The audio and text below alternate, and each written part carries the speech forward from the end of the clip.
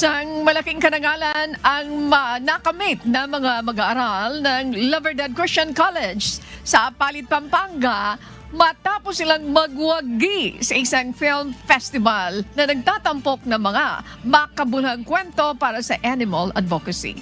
Kinilala po ang mga 4th year BA Broadcasting student ng LBCC Apalit sa Unleash PH Postcards Awards, isang pagtitipon na nagbibigay parangal sa mga natatanging pelikula at dokumentaryong tumatalakay sa kapakanan ng mga hayop at mga isyong panlipunan.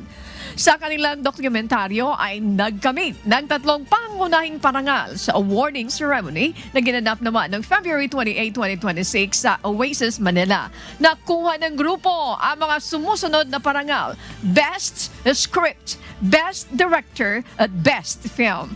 Bukod dito, nagkamit din sila ng cash prize ng 150,000 pesos bilang pagkilala sa kanilang natatanging obra. Ang pagkilalang ito mula sa Unleash PH ay patunay ng talento, dedikasyon at husay ng mga estudyante, gayon din ng kalidad ng pagsasanay at paggabay na ibinibigay ng La Verdad Christian College sa kanilang mga mag-aaral.